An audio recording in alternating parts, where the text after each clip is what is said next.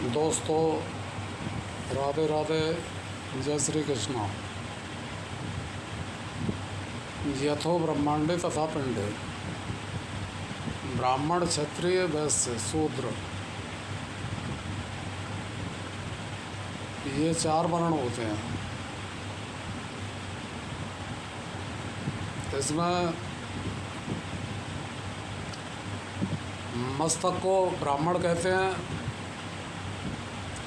दोनों भुजाएं क्षत्रिय हैं और पेट वैश्य, दोनों पैर शूद्र हैं। इस तरीके से हमें सनातन को समझना चाहिए। ये हमारे एक पिंड में है। इसी प्रकार ब्रह्मांड में शरीर से बाहर ब्राह्मण क्षत्रिय वैश्य शूद्र देखते हैं। ऐसे ही हमको सनातन समझना चाहिए। ब्राह्मण क्षत्रिय वैश्य शूद्र, इसके समूह को सनातन कहते हैं। इसमें किसी का किसी से कोई विरोधाभास नहीं है, बल्कि एक समूह है जो मस्तक, दोनों हाथ, पेट और दोनों पैर, इस प्रकार से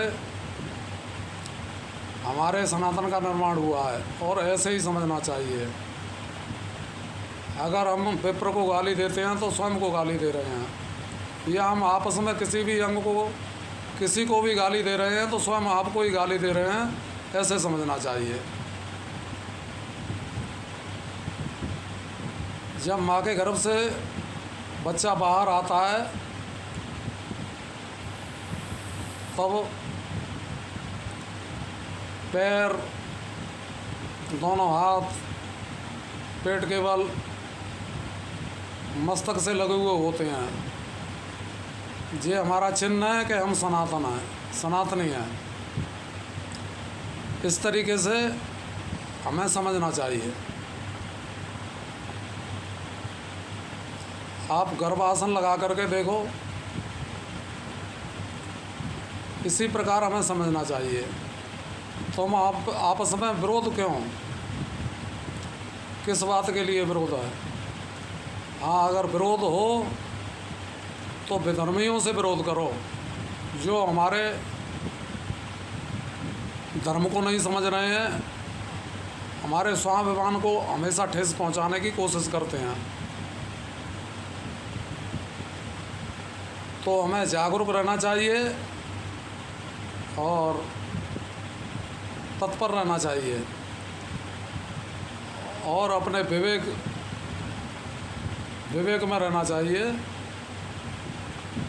मस्तक ब्राह्मण है तो सबके पास ब्राह्मण है, दोनों भुजा सबके पास है तो क्षत्रिय सबके साथ है, पेट है तो वैश्य भी है, अगर दोनों पैर हैं तो शूद्र ही शूद्र। लेकिन हम एक दूसरे के सहयोगी हैं, इसमें हम एक दूसरे के सहयोगी हैं, और इसी प्रकार से हमें सनातन को समझना चाहिए।